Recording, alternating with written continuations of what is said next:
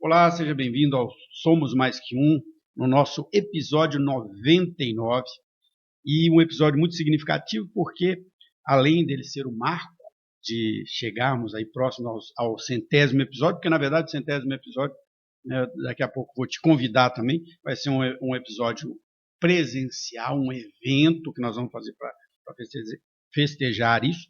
Mas mais do que tudo, hoje eu estou recebendo aqui o professor Everton Henrique, coordenador de cursos de ensino médio, e isso é muito significativo, professor, porque o podcast surgiu por isso, surgiu para este assunto. Eu tinha aqui o estúdio para gravar videoaulas, essas coisas assim, e meu filho está no ensino médio, e ele vinha com os amigos dele aqui, conversava sobre curso, e aí tinha um dia que todo mundo queria fazer história, outro dia todo mundo queria fazer letras, e eu falava, não, é o professor de vocês que é legal, é por isso que estão querendo fazer isso.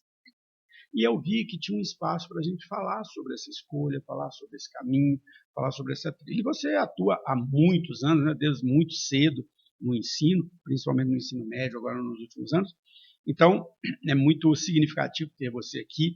Vou pedir que você primeiro conte sua história, seu caminho. Sei que você muito cedo virou coordenador, e queria que você me falasse um pouco dessa carreira que vai unindo esses dois lados aí da gestão, da educação. Ok, professor. Muito obrigado, agradeço pelo convite, né? É um prazer estar aqui contigo hoje, né? Nesse episódio 99, né? Logo chegando ao centésimo episódio aí, né? Espero você lá no nosso evento semana que vem. Bem importante. Bom, falar de educação para mim brilha aos olhos, né? Acredito muito no poder transformador da educação e acredito muito nisso. Então, esse é o que me motiva todos os dias a estar nessa área que é tão desafiadora nos tempos atuais, né? Sim. Aliás, muitos desafios, vamos falar deles, Sim, muitos. com certeza. E assim, apesar dos desafios, há grandes oportunidades. E eu acho que a gente sempre olha para esse viés, né, das oportunidades que nós temos e principalmente do quanto nós podemos fazer para melhorar esse cenário também, né? Bom, primeiro, falar que eu concordo demais com o que você falou. Eu recebi algumas pessoas muito legais sobre educação aqui. Eu acho que esse é um grande mote da educação, né? A educação na nossa sociedade, principalmente num país em desenvolvimento como o Brasil, é o grande elemento de ascensão, de movimentação social. Eu vivi isso, né? Eu venho de uma família muito pobre, mas que meu pai sempre incentivou muito o estudo. Todos nós estudamos até o que deu para estudar, até o final. E a gente vê na nossa vida o poder da educação. Também acredito demais, atuo como professor há mais de 20 anos e você deve ter muito isso, né? Você sentir que você tocou na vida de alguém, né? Agora, me conta como é que foi essa história de um jovem de 18 anos que começa a trabalhar numa escola e daí a pouco, com 22, vira coordenador, vira gestor, assume o papel de liderança. Sim. Bom, eu vou falar um pouquinho até antes, né, como você trouxe aí a questão do poder transformador da educação. Eu também venho de uma família, né, pobre, né, e que tinha seus desafios aí para nossa formação, inclusive, né? Então, desde muito cedo eu tive o contato, inclusive essa instituição que eu vinha trabalhar, né, 18 anos, com 18 anos, em 2002, um momento bem sensível da minha vida, quando houve a morte do meu pai, né? Então, uma situação bem complicada, eu conheci essa instituição e estava abrindo em Ribeirão Preto, né, com cursos voltados para atividade do contraturno. Então, eu ia para a escola no período matutino e depois, no vespertino, ia para essa instituição. E lá pude, assim, me apaixonar, conhecer educadores que inspiraram muito, inclusive, na minha formação. Um agradecimento especial, inclusive, a Érica Júnior, né, a tantos outros que passaram aí, né, e me ajudaram bastante nessa caminhada. E aí, por lá também eu consegui meu primeiro emprego. Então, fui trabalhar. Você foi aluno? Fui aluno e depois comecei um curso que o Senai era vinculado a essa instituição e fui ser menor aprendiz numa empresa aqui em Ribeirão Preto, né, chamada Cafeltan. Sim. Trabalhei como no setor administrativo e aí, em 2008 houve uma oportunidade de uma vaga né, nessa instituição pro administrativo e eu participei do processo seletivo e fui selecionado. Legal. E a partir daí voltar, né, numa outra posição qual eu tinha já muita admiração, né? Porque aí eu estava agora como estava no quadro de colaboradores da instituição, né? Então era o outro lado. Você viveu ela como aluno e num momento importante da sua vida e depois... Isso. E aí eu via o quanto aquilo fez diferença na minha vida e eu também queria fazer, né, ajudar e contribuir também a fazer a diferença na vida de outras pessoas que ali passavam, né? Então tive a oportunidade de permanecer nessa instituição por 16 anos na minha vida, então dos 18 até os 36, né? E tive a oportunidade, então, de estar em Ribeirão, depois fui transferido para Brasília, onde eu comecei meu primeiro cargo de gestão aos 22 anos. Estava preparado para ser gestor?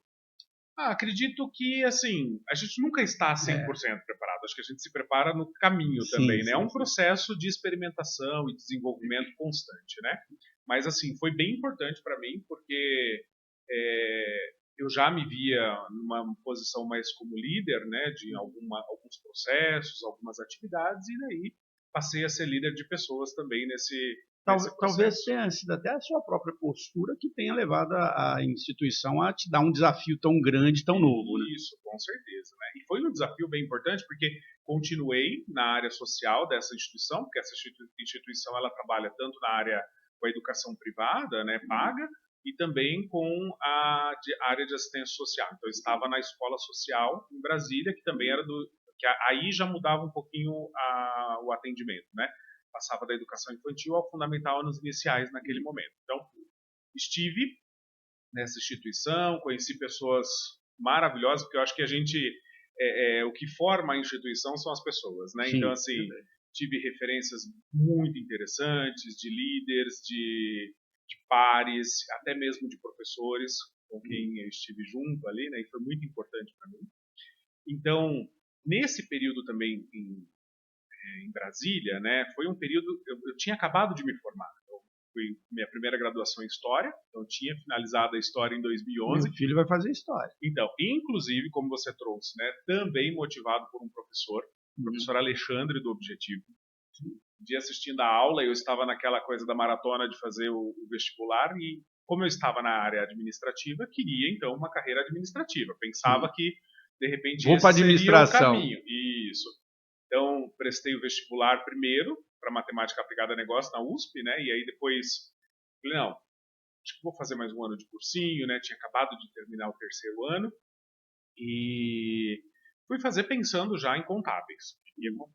No meio do caminho, quando chegou ali em agosto, eu assistindo aquela aula que me encantava tanto, eu falei, eu sei o que eu quero. Sim. É isso, né? Então, e a partir daí fui prestar o vestibular, né? E aí entrei na graduação, fiz História, e muito feliz por ter uma escolha para mim muito assertiva, que me ajudou a ampliar o olhar para muita coisa, né? A gente só entende quem nós somos hoje como sociedade, como país, como povo, olhando para trás. Né? Isso, exatamente. E assim, saber que por essa ciência humana, né, a gente pode olhar e não repetir erros do passado também, né? Deveríamos. Com certeza. E também entendermos os percursos que a sociedade fez, né, ao longo do caminho. Então, para mim foi muito importante. E então eu em 2011 tinha acabado de me formar. Em 2012, então, eu fui convidado para esse desafio, né?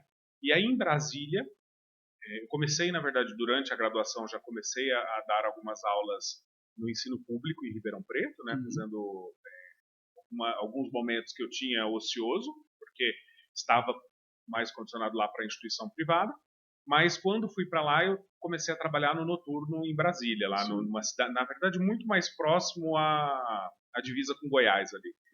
Num desafio bem legal, porque era EJA, no período noturno, né, então trabalhar bem história... desafiador, né? EJA, e assim, numa faixa etária bem diferenciada, porque nós tínhamos uma faixa etária lá dos adolescentes que não se enquadravam dentro ali do perfil do diurno e iam para o noturno porque precisavam trabalhar ou tinham alguma outra demanda e estavam deslocados no tempo, né, de idade e período escolar, então eles precisavam fazer isso para poder, inclusive, evoluir nesse processo educacional. E tinham também os senhores que só puderam estudar depois. Isso, e queriam voltar e tinham toda aquela necessidade. Então, foi esse cenário em que eu trabalhei lá em Brasília, que foi também muito desafiador para mim, mas muito gratificante, né? Então, fiquei mais ou menos 3 anos nesse desafio, foi algo que me ajudou muito a entender muitos contextos, né? Sim. Acho que a gente Porque vai... aí você estava dos dois lados, né? Você estava dando aula, estava vendo a parte acadêmica, didática, pedagógica, mas do outro lado também você estava como gestor, né? Isso. Mais voltado mais para uma gestão administrativa, né? Mas sim, eu acho que a gente entende a aplicação de recursos e processos quando também a gente entende o que é vivido em sala de aula, né? Acho que aí a gente consegue ter uma visão sistêmica de toda a operação, né? Até mesmo porque, assim, né, a gestão, principalmente quando você fala da gestão de serviços, ela não pode ser só processo porque você está lidando com gente do outro lado, né? Então, por mais que o processo esteja muito organizado, muito bem feito, muito bem desenhado, mas você vai interagir com um cliente, ali no caso o aluno, que ele pode ter reações completamente diferentes daquelas que você espera. Exatamente. E assim, esse processo todo, né, para mim foi como você mesmo trouxe, né? Você estava preparado para assumir aquela cadeira de liderança? Para mim foi muito importante, me ajudou no desenvolvimento, né? Tanto que daí em 2014 minha esposa voltou para Ribeirão, porque ela foi chamada no concurso para professora também, né, em Ribeirão Preto, e eu precisava retornar. E aí tive a oportunidade de realizar aí juntamente com o Cimar, que foi o diretor da época, né, que me ajudou também e me ensinou muito nesse processo, a, a implantar um novo colégio da rede em Ribeirão Preto. Um colégio agora privado, né, então eu mudava dessa atuação da escola social e passava então para uma escola de... Eles têm também aqui a escola social, Sim, né? que ela se mantém hoje. Isso. E eu estava então nessa função de gestor administrativo, né, mas para contribuir nesse processo de implantação, de rodar o plano de negócio, sim, né? Sim. Uma proposta diferente, né? Essa unidade especificamente tem uma proposta diferente das demais, né? Isso. E assim, depois de 50 anos que essa instituição teve seus colégios fechados, não tinha, né, da última abertura de um colégio, iniciou-se uma implantação de um novo colégio. Então, imagina, 50 anos depois, começou um processo de implantação de um novo colégio. Então, foi um desafio grande, né, e eu acho que é isso que nos move, os desafios. Sim. Você vai ver que é uma palavra que eu gosto bastante, porque, como eu te disse, o desafio ele traz oportunidades, e aí a gente se agarra às oportunidades. Não olhe só para o lado ruim, né? Porque se a gente olhar para o desafio só como algo ruim, a gente se paralisa, né? Não vai, não se motiva. Não. E a educação, eu vou ser sincero com você que eu discuti aqui muito mais vezes com pessoas do ensino superior do que do ensino médio, né? E por isso que era importante sua presença aqui também.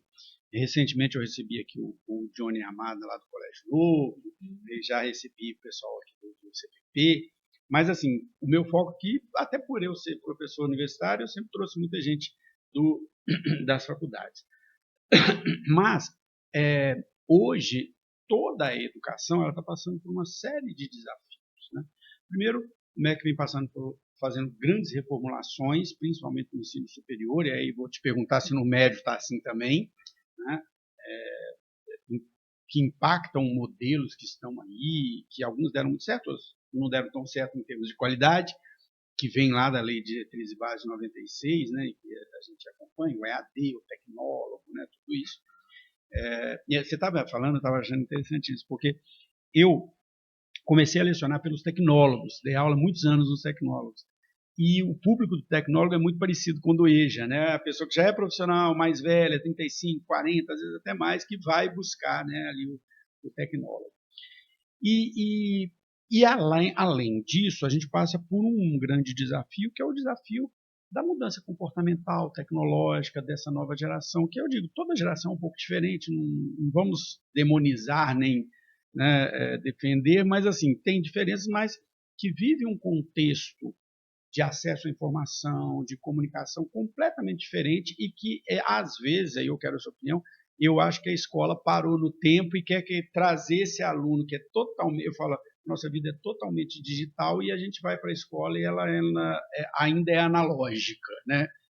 E aí eu queria que você falasse um pouco desses desafios. Você hoje continua no ensino médio, é coordenador hoje, né, de uma instituição de ensino médio bastante importante. Queria que você falasse um pouco sobre como você enxerga isso hoje, né? Quais são esses desafios que podem ser oportunidades?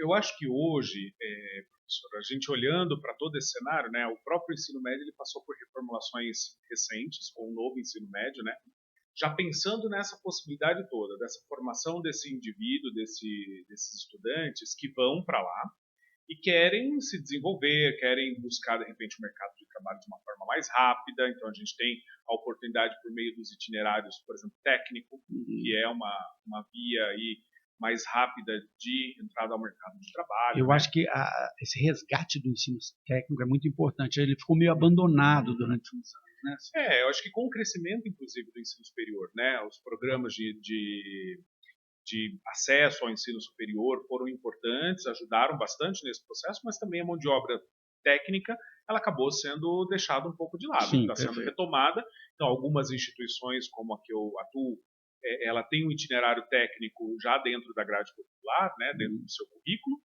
e ela caminha aí trabalhando esse desenvolvimento. E olhando muito para o projeto de vida desses estudantes, né, algo que a gente não fazia tanto antes, né? Se a gente olhar num panorama geral, a gente vai olhar para as instituições da seguinte forma, né?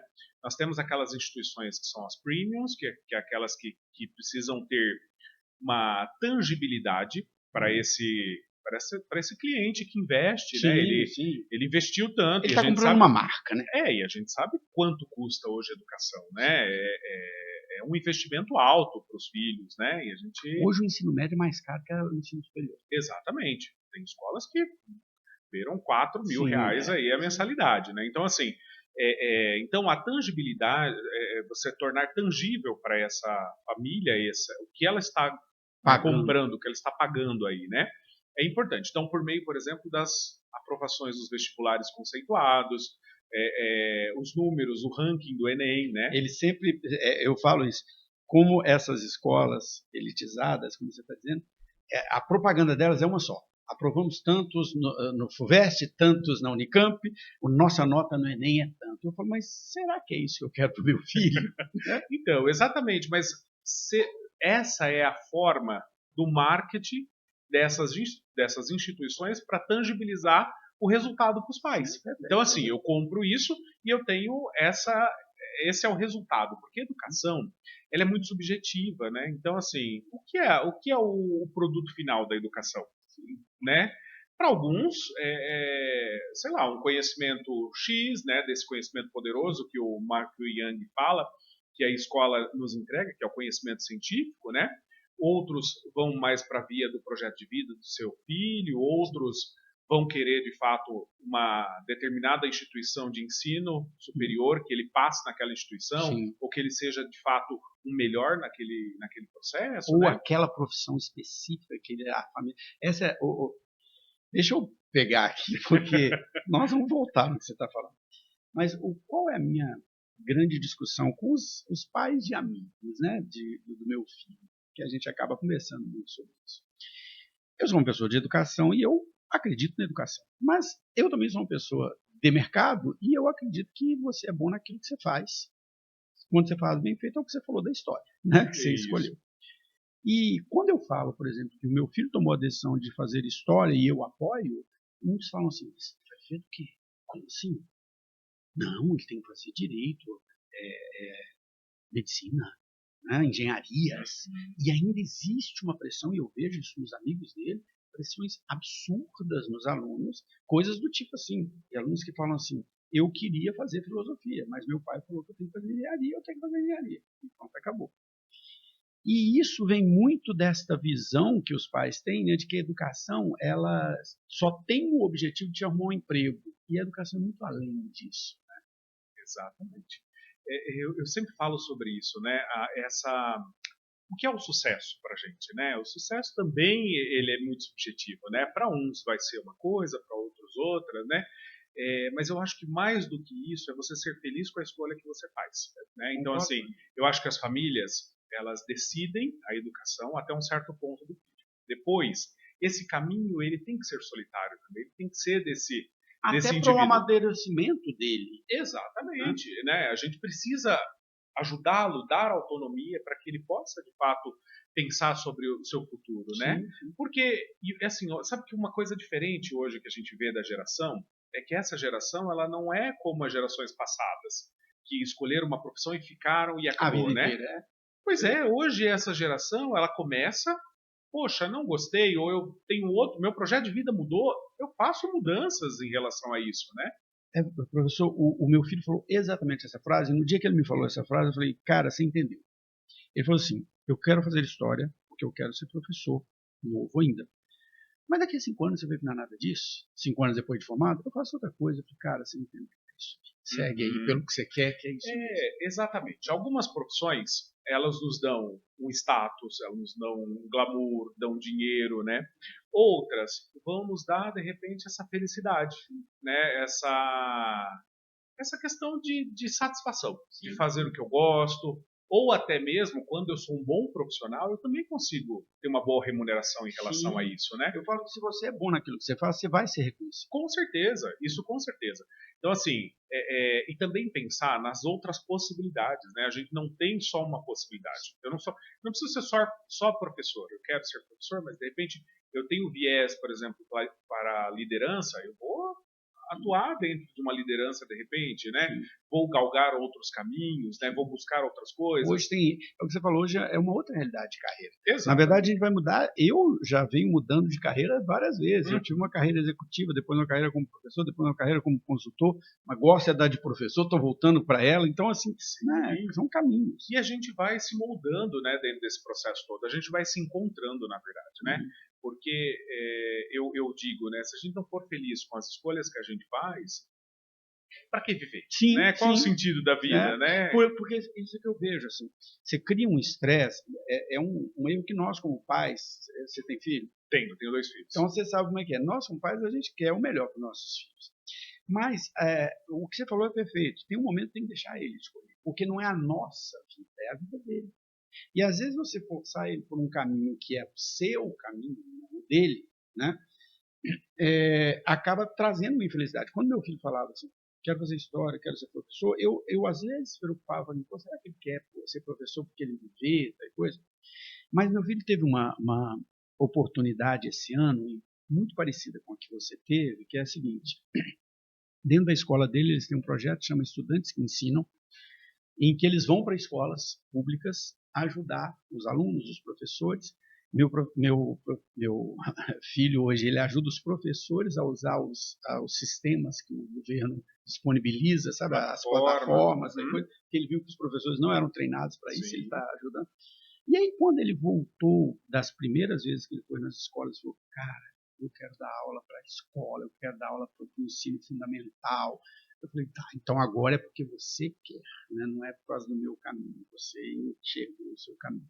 Deixa eu puxar uma pergunta aqui que eu acho que eu te cortei, peço desculpas. Imagina. Porque você estava falando do ensino particular e desse elitizado, mas nós temos outras realidades que precisam ser consideradas, que é o ensino público, e dentro desse contexto, da instituição que você está, daquele ensino profissionalizante que eu acho que falta aqui, que assim, foi meio que abandonado durante alguns anos com essa viés de sempre levar para o ensino superior, mas que tem um papel fundamental na nossa sociedade e nas carreiras, nas trilhas de vida, né, como você disse. Queria que você voltasse nisso que eu te cortei. Não, sim.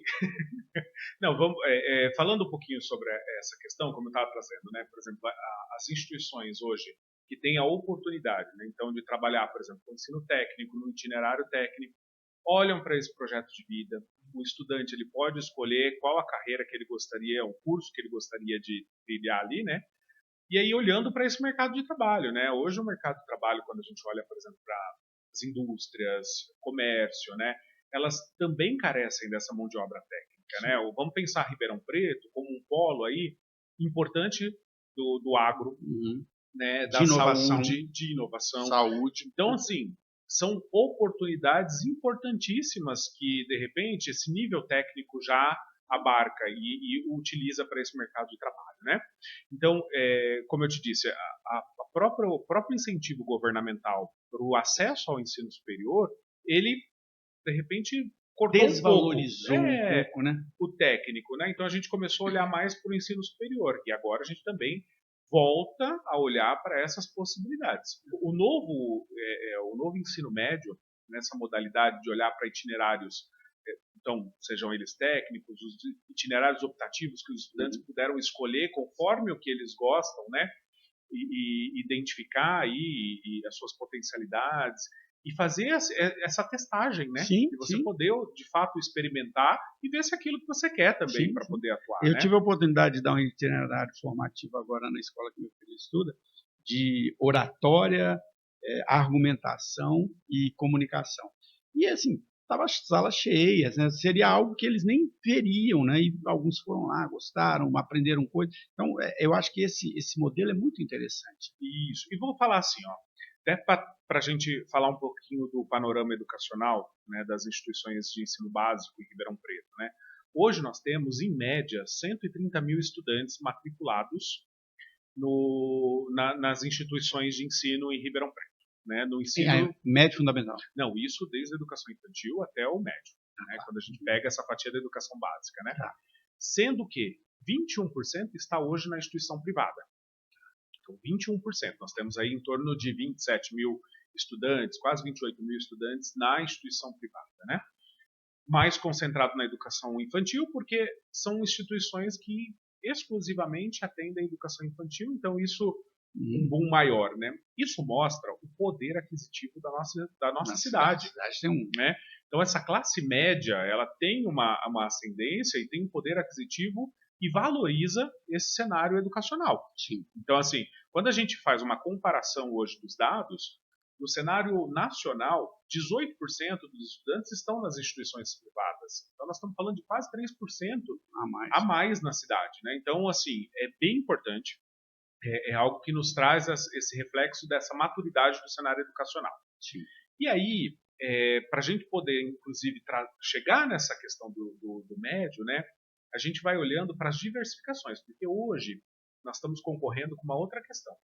A taxa de fecundidade, ela tem diminuído. Sim. Então, hoje... Principalmente em cidades que têm um poder aquisitivo mais alto, como Ribeirão, isso. Elas crescem... Se bem que Ribeirão está passando por uma característica, por um momento populacional de atrair muitas pessoas também, né? Mas isso. Não, quando a gente olha, por exemplo, nós estamos aí a 1,6 na taxa, né? Enquanto que para a gente poder retomar esse número seria 2,1, né? Seria a reposição dessa taxa, né? Sim. Então, o que a gente tem visto hoje no mercado educacional em Ribeirão? Uma briga mais acirrada entre as concorrências para poder ter esses estudantes. E aí, o que nós vamos precisar fazer?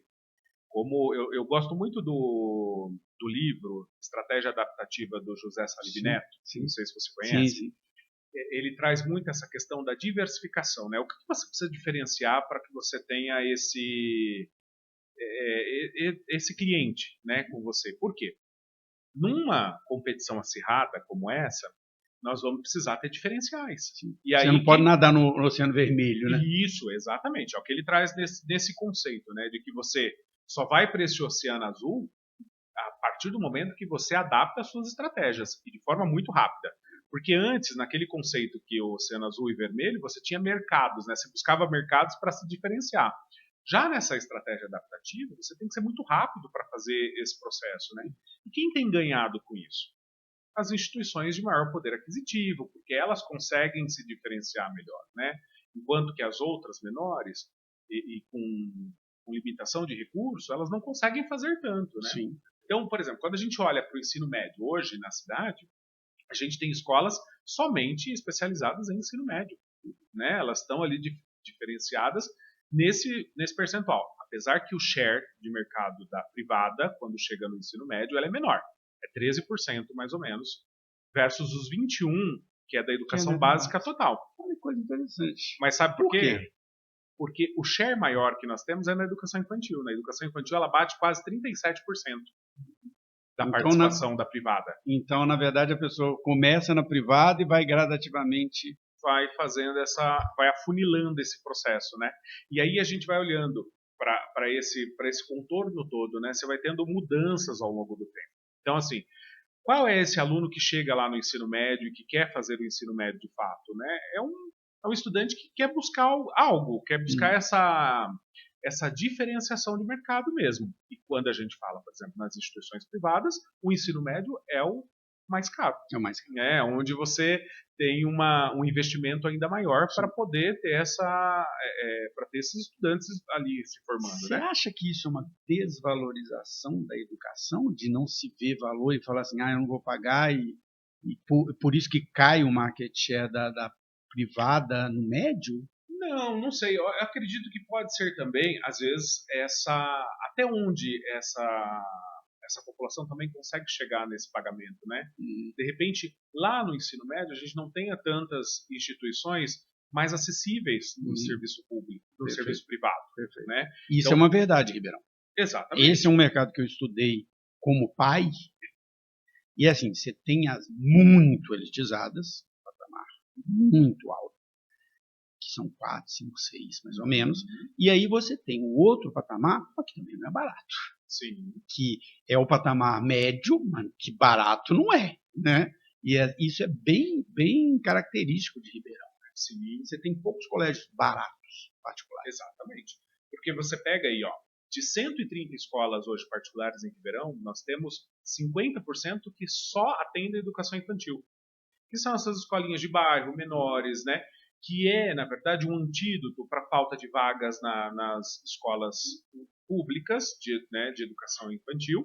Ou então, esse pai que, de repente, ele quer dar um acesso para esse filho, né? Ele quer um cuidado diferenciado ou não atende os horários, né? A característica. Ele quer dar assim, eu quero investir no meu filho, não quero pôr ele numa pública, porque infelizmente a gente sabe, e aí é uma fala que eu ouço do meu filho, que é aquela história de que infelizmente a pública hoje está muito abandonada, não tem materiais, não tem recursos, tem professores às vezes desmotivados.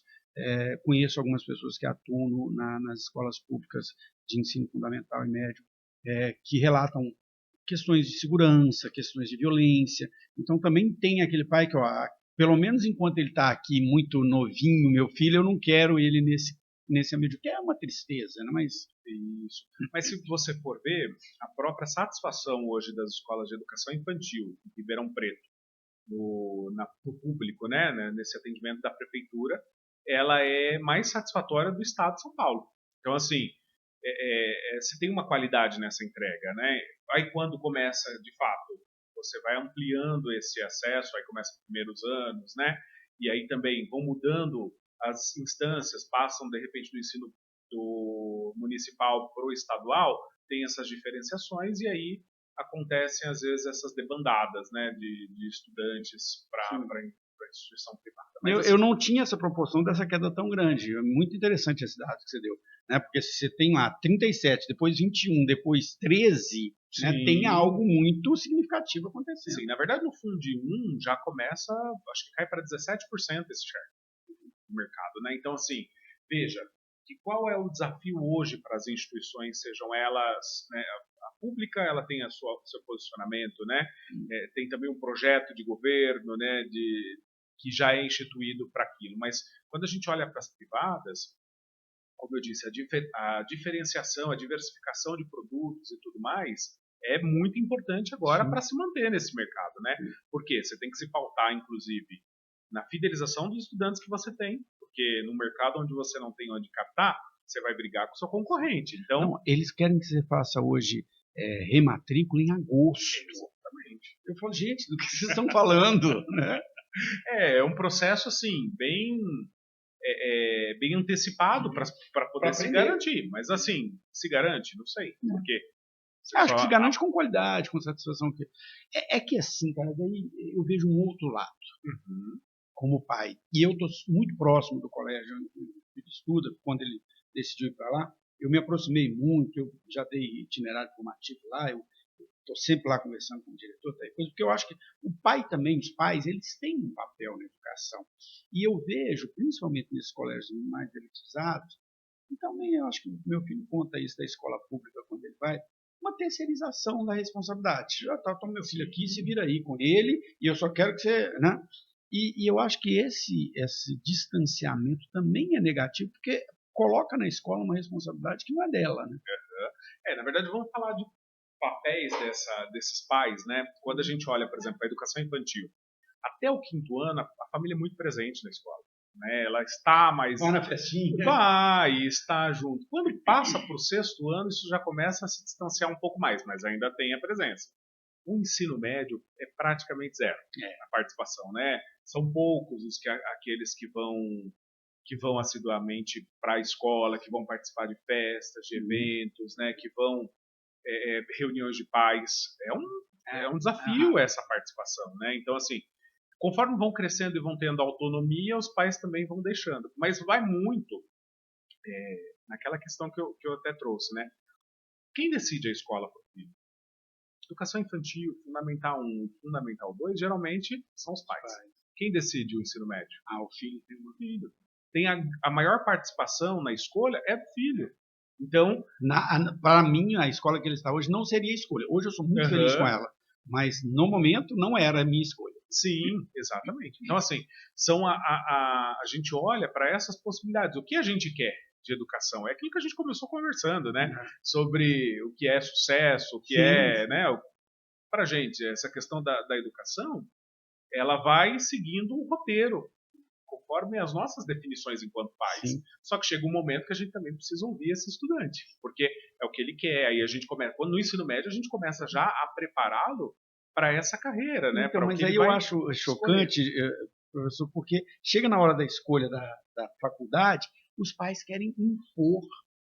Não estou generalizando, não todos, mas muitos deles querem impor. Não, você tem que fazer direito, porque toda a nossa família é advogada. E existe uma imposição ainda muito forte naquele momento que ele não deveria nem opinar, na verdade, né? Deveria só orientar, alguma coisa assim. Exatamente. Em famílias mais tradicionais isso acontece muito, né?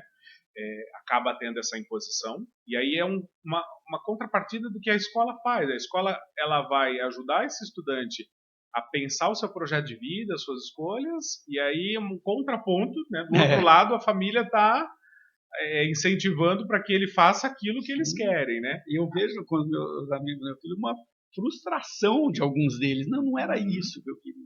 Mas então, de repente, pela família, vamos pensar, né, as questões. Ele vai para essa carreira e pode ser que ele goste daquilo. Mas pode ser que ele vá para aquela carreira e daqui a algum tempo, 1 ano, 2 anos, ele mude né, da carreira que ele queira. Sim. E aí ele já está um pouco mais maduro para tomar essa decisão também. Esse é um ponto importante, professor. Eu acho que é muito cedo para tomar essa decisão. Eu recebi aqui um professor muito bom, Rafael Pinho, não sei se eu vou falar dele, e ele conta essa história. Ele fez direito, porque a família queria que ele fizesse direito, ele se formou, passou na OAB, falou, tá aqui, sou advogado. Agora eu vou estudar letras, que é isso que eu quero na vida. E hoje ele é professor. Sim. Né? E aí também, veja que ele mudou esse período em que ele estava, de repente, mais ligado com os pais, né? Ele vai começando a ter um pouco mais de autonomia da sua vida, inclusive. Porque ele vai construindo isso para poder chegar no momento e falar, olha, eu fiz até aqui da forma que vocês gostariam, mas daqui eu não quero mais. E aí é isso que a gente fala sobre essa geração. Ela não aceita calada. Não. Ela pode até fazer, só que em algum momento ela vai entender que propósito é outro. Né? Então a gente vai olhar para o propósito de vida de fato, né? Poxa, faz sentido para mim? É o que eu quero? Cara, eu vou ter que pegar um ponto aqui, porque aí eu vou ter que chamar o professor de história e falar de sociedade um pouco.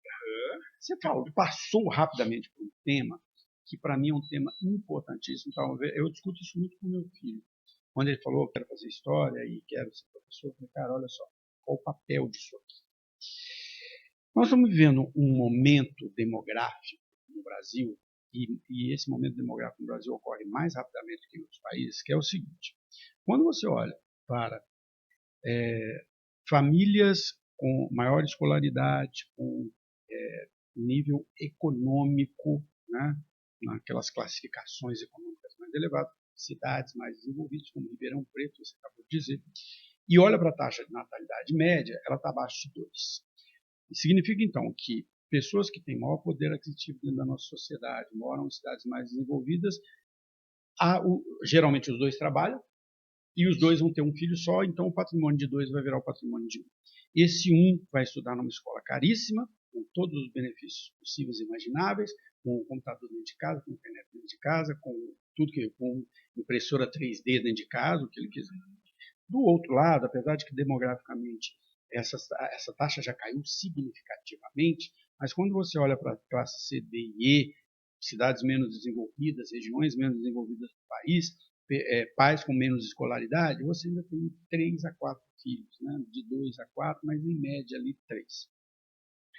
Quando você pega isso e projeta isso, 30 anos, uma geração, 30 anos para frente, o que você tem aqui? Uma concentração muito maior de riqueza, de conhecimento, de preparação tecnológica, e aqui uma divisão de pobreza, com escolas às vezes precárias, em que mal há uma alfabetização, mas esses dois indivíduos vão chegar no mercado de trabalho, no mesmo momento, num mercado de trabalho extremamente exigente, que a IA vai estar muito mais presente, que as tecnologias são presentes.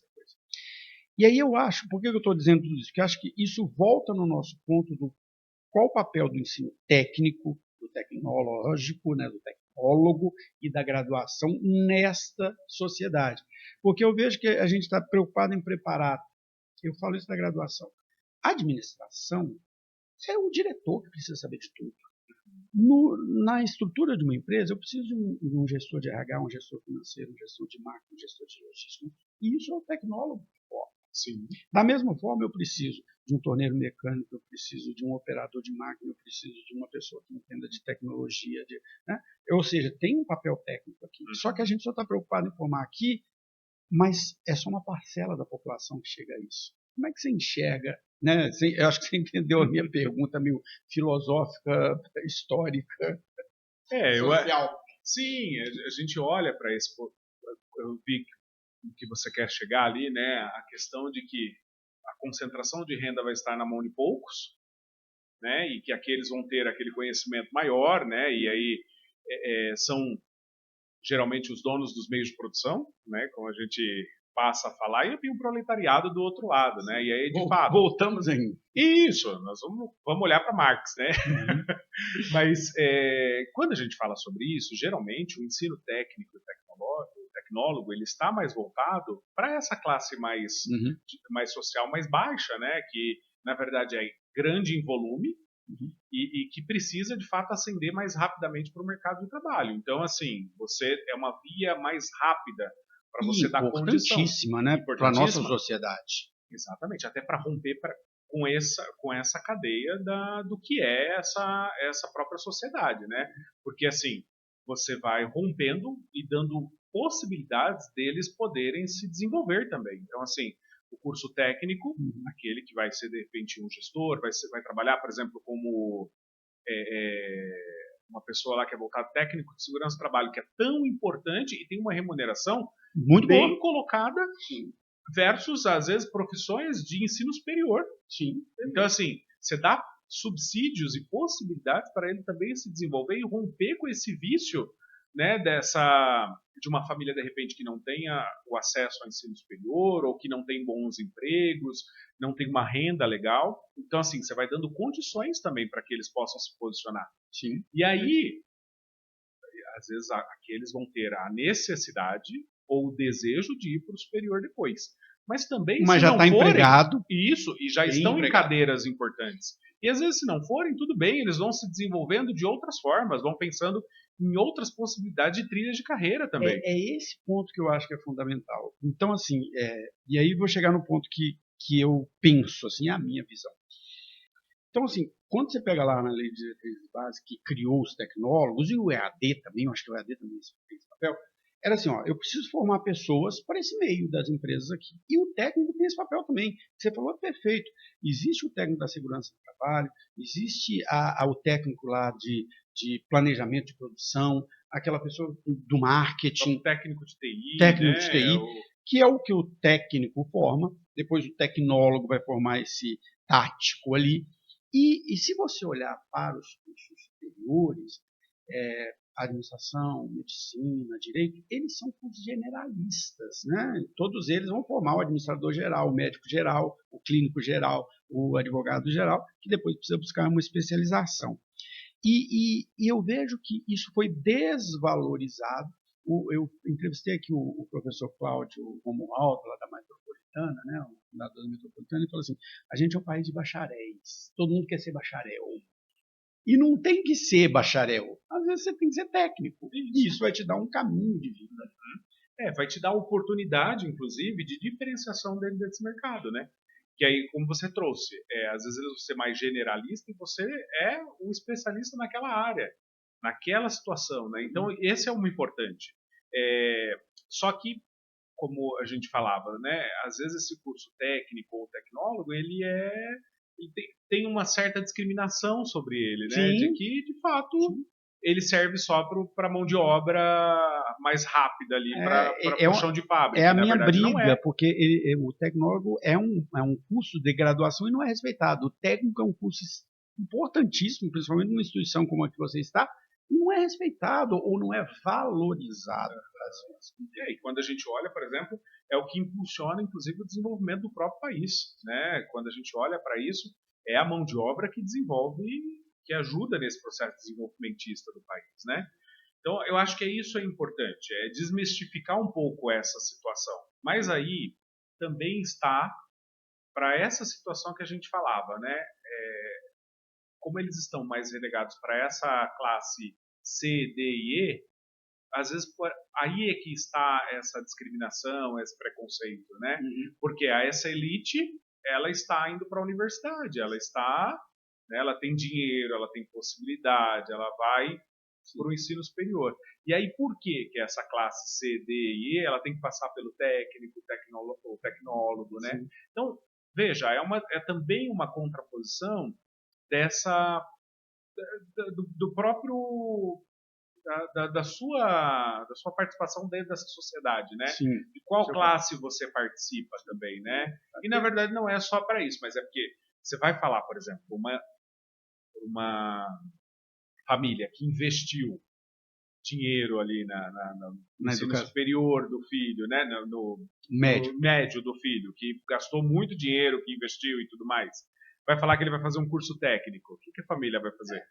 Ela vai olhar de uma forma diferente. Falou, não, mas o meu investimento foi para que você cursasse e fosse um bacharel. Sim, né? E olha que interessante, quando a gente olha para economias mais desenvolvidas, esse conhecimento técnico é valorizadíssimo. Com certeza. Você pega assim, o modelo de educação alemã, que tem muito foco no tecnólogo, são profissões extremamente valorizadas em sociedades mais economicamente mais desenvolvidas.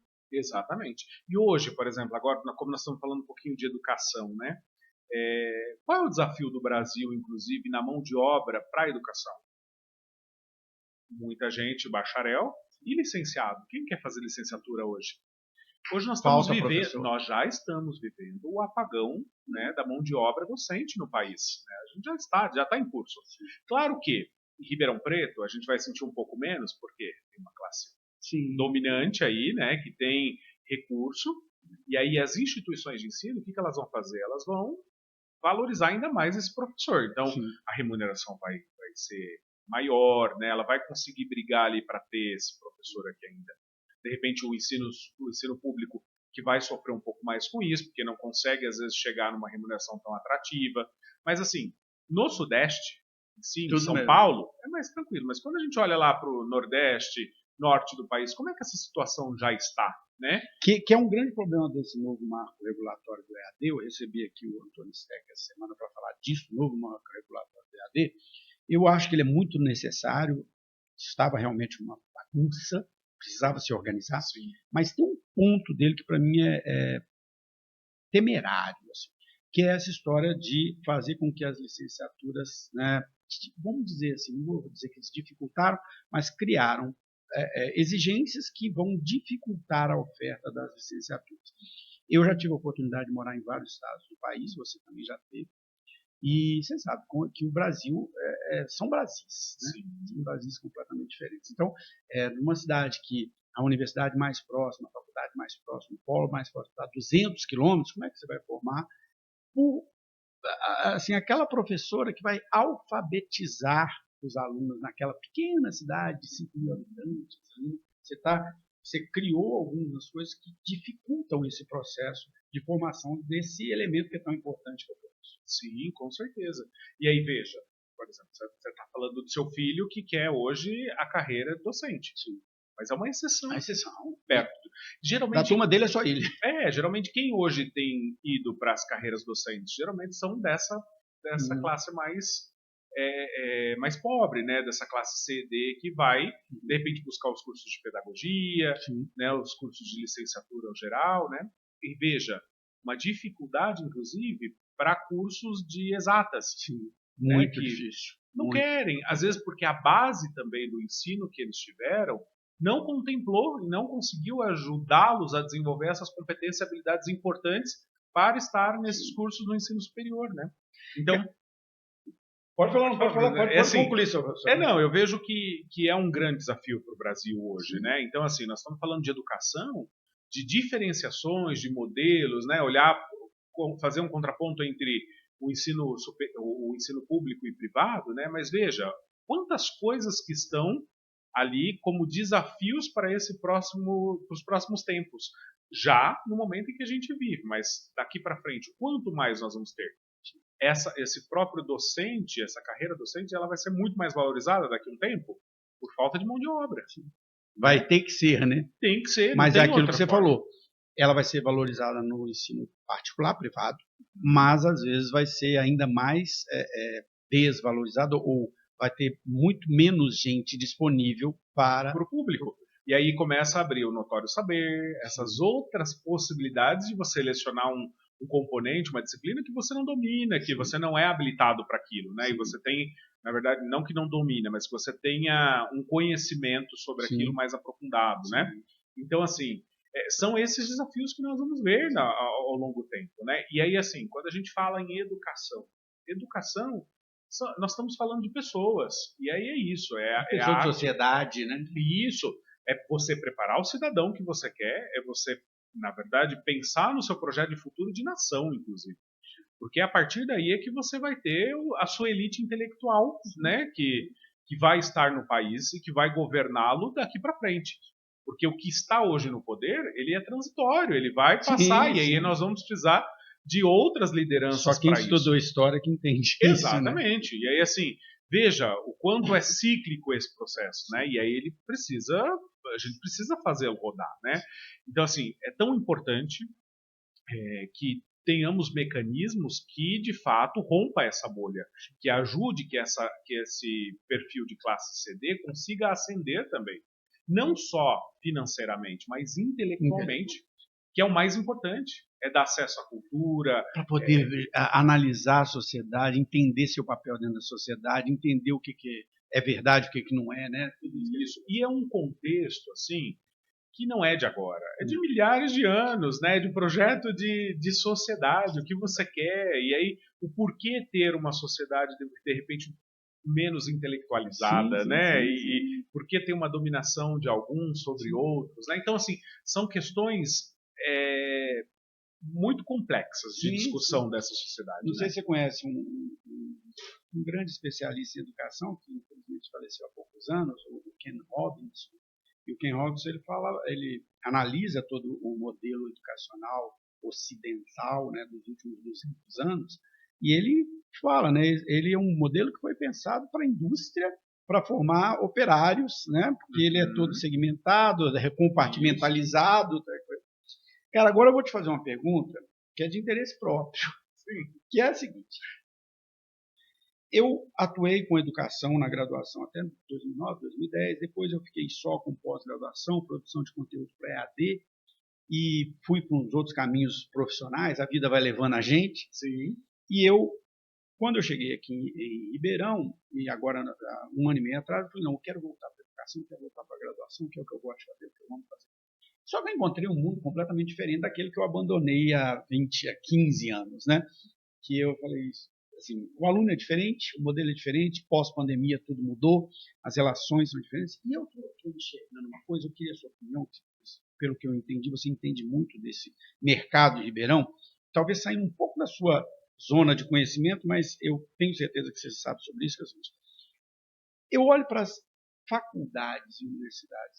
Então, lógico, vamos separar as públicas, que cada vez são mais difíceis de entrar, notas de corte altíssima, não tem um grande crescimento da oferta de vagas. Então, né, você vê medicina em Ribeirão virou uma coisa que só a pessoa que acerta 100 mil que passa. Né? E aí você tem as particulares. O que eu vejo, e aí eu vou falar da minha área específica, que é a área de administração, gestão, comunicação, essa área. Cursos parados no tempo, instituições paradas no tempo, instituições que têm o mesmo discurso, que querem atrair o aluno ainda com aquela foto de uma pessoa, de terno, tarará, né? E, lógico, o MEC tem um papel nisso, porque o MEC também exige que você cumpra uma série de pré-requisitos ali, e ele engessa o curso um pouco, depois. E aí, mas você conhece o aluno do segundo ano, do ensino médio, né? Eu chamo de segundo grau, mas do ensino médio, que é aquele que está fazendo a escolha. O que uma instituição de ensino superior privada tem que fazer para atrair este aluno? Vamos tirar aquele que está buscando só a pública, né? Eu estou falando aquele que vai para a privada, que vai ter que buscar ali algo. O que esse aluno vê dessas instituições e como ele faz essa escolha? É meio de interesse próprio. Sim. Na verdade, professor, eu acho que a gente precisa olhar um pouquinho antes, né? Porque se a gente olha para a etapa da educação básica, ela foi toda reformulada. E aí, muito hoje se espera do professor uma nova abordagem metodológica. Então, assim, as metodologias ativas que emergiram, mais essa questão do projeto de vida dos estudantes, de que forma que a gente trabalha isso, essas escolhas, essas possibilidades, né? Essa corresponsabilização deles nos processos. E aí, veja, muita gente demoniza, por exemplo, a aula expositiva, porque o aluno não aprende, né, tanto. Não presta atenção mais. Mas claro que a gente precisa ter um pouco uma medida certa para isso, né? Porque ela também precisa existir, ela é muito importante nesse processo. Sim. Mas, assim, a homologia de processos, né, que é aquela forma de você ensinar, fazer da forma que você gostaria que acontecesse, é importante para que eles possam, inclusive, se desenvolver. Então, assim, trabalhar de formas diferenciadas os conteúdos, né, com vivências práticas, com experimentações, né, com a problematização, né. Então, assim, trabalhar com projetos em sala de aula, tudo isso tem sido hoje muito recorrente. Sim. Dentro do ensino básico, né. E aí, quando chega no ensino superior, ele se depara com essa questão contrária, né, de repente, aula expositiva mais que 90% do processo, né? Sim. Ou então aquela leitura que você faz e faz uma discussão em sala. E aí, assim, como você tem preparado esses estudantes, né? Como é que você tem pensado esses estudantes? Para mim tem um problema aí que eu senti isso na minha vida como professor universitário, que é o seguinte: o professor de ensino fundamental e médio, ele fez uma licenciatura ou ele fez pedagogia, então ele aprendeu a dar aula. O professor de ensino superior não aprendeu a dar aula. Ele é formado em administração, comunicação, isso, aquilo, direito, e coisa, e falaram: olha, você fala bem, nem vem ser professor. Ele não sabe montar uma aula, não foi ensinado para ele criar um plano de ensino, o que é um plano de ensino, como que são as experiências pedagógicas. E aí as instituições ficam tentando nos ajudar, né?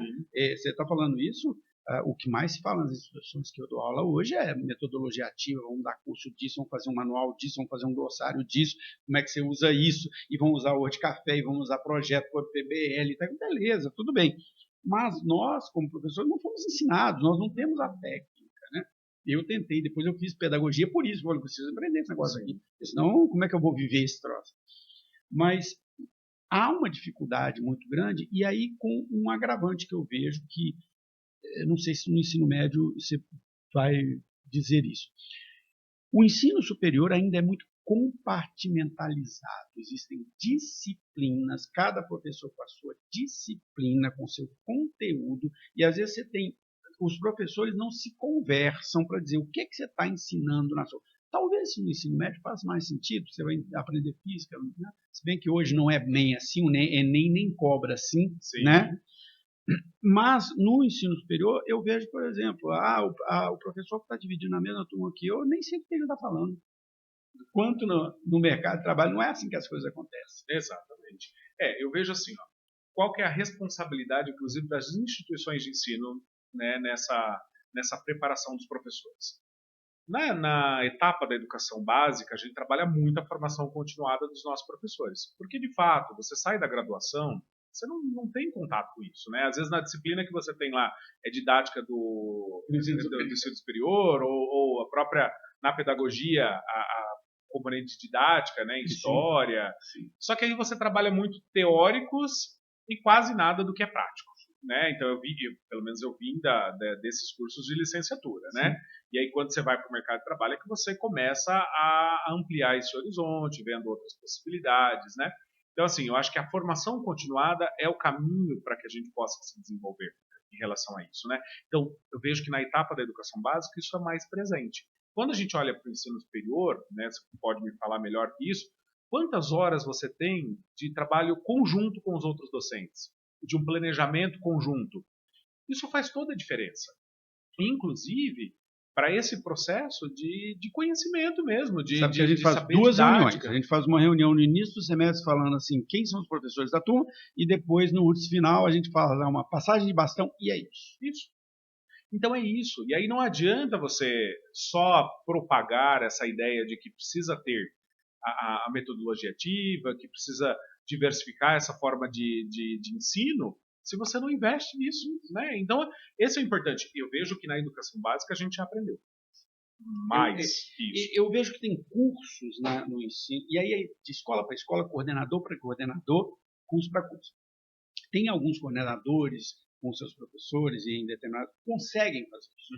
Eu tenho algumas experiências assim de realmente ter uma integração, de ter um trabalho conjunto entre todas as disciplinas, em que cada uma faz um papel, e é um papel muito coordenador nesse ensino. Mas aí tem outro lado, muitos daqueles coordenadores também não são coordenadores, eles foram colocados na situação de, né, e não têm esse preparo. Cara, eu vou te falar uma coisa, sabe que tem uma hora que nós estamos falando, né? E o assunto tá bom demais. Passou muito rápido, né? Nossa, eu queria falar muito mais, porque o assunto é bom demais e eu adoro esse tema e quero aprender, você está me ensinando muitas coisas. Mas, assim, hoje é sábado, né? Eu não quero te atrapalhar. E, então, eu vou pedir assim, para você fazer um comentário geral, as considerações que você quiser fazer. Mas eu vou ter que chamar de novo aqui para a gente conversar, porque é muito assunto e a gente nem passou por um tanto desse. Sim. É muito bom, né? Quando a conversa é boa, passa rápido, né? O tempo voa que a gente nem observa, né? Mas assim, quando você me convidou, né? Até a gente falava ali sobre pessoas, processos e resultados, né? Então, nem falando disso. Num fechamento geral, assim, se a gente for analisar tudo isso, eu acho que quando a gente fala em pessoas, né? A educação é isso, é a arte de influenciar pessoas, é você seja na gestão, né, a gestão com as suas equipes, essa parte da influência, de você, de fato, oportunizar o desenvolvimento, né, das suas equipes e ajudar nesse processo todo, né? E aí nós estamos falando que o resultado final, na verdade, os processos precisam estar para chegar num resultado, e o resultado final é sempre o nosso estudante. A gente tem que sempre ter a visão de que o que nós vamos oportunizar para esse estudante, né? O melhor. A gente quer que, de fato, a gente entregue o processo de ensino-aprendizagem dele de forma satisfatória, que ele, de fato, consiga ter uma educação libertadora, que ajude-o a pensar, né, nesses movimentos sociais, a pensar no seu papel enquanto sujeito da sociedade, a pensar o quanto ele vai também contribuir para essa nação que ele participa, né, que ele está presente hoje, né? Então, eu vejo o papel da educação e me brilha aos olhos por essa possibilidade. Eu estou ali para fazer a diferença na vida de muitos que terão a oportunidade de fazer a diferença na vida de outros. Então, eu acho que é isso que eu quero deixar como mensagem final. É o tal do propósito. Com certeza. Bom, pessoal, uma conversa muito legal. O Everton eu conheci muito rapidamente. Eu fui fazer uma palestra sobre profissões na instituição que ele coordena e rapidamente conversamos ali, não tivemos tempo de nos conhecer, estamos nos conhecendo agora. Eu tenho falado isso, que o grande ganho que eu tive com o podcast, eu achei que o podcast era fazer network, mas o grande ganho que eu tive é aprender, sentar com pessoas e conversar durante 1 hora com pessoas. Isso é um ganho, assim, cara, que hoje tem um valor fundamental. Uma pessoa que entende muito do tema central do nosso podcast. O podcast foi criado para falar de educação, de ensino, de escolha profissional e principalmente do impacto que a educação tem sobre o indivíduo e sobre a sociedade. A gente, como sociedade, muitas vezes a gente acha, não tem papel nenhum na sociedade. A gente tem sim, a sociedade é construída, você que é historiador, você sabe disso, né? Pelas pessoas que vão ali tomando suas decisões, tomando seus caminhos, fazendo suas coisas. E eu acho que a educação é essa grande chama, né? Isso que dá ignição para todas essas mudanças. Então, falar com uma pessoa que entende tanto de educação, que entende de ensino médio, que entende da escolha, mas que entende do mercado também, né? Porque às vezes a gente é só da educação, não entende do outro lado. Entende do mercado educacional, de certa forma, reflete tudo aquilo que nós nos propusemos a falar aqui. Então, eu quero te agradecer demais, te convidar para a próxima semana, dia 29/11, de 9 da manhã até meio-dia, lá na Faculdade Metropolitana. Estamos lá no nosso episódio 100, vão estar todas as pessoas lá, a gente batendo papo, muita gente de educação, então você está convidado.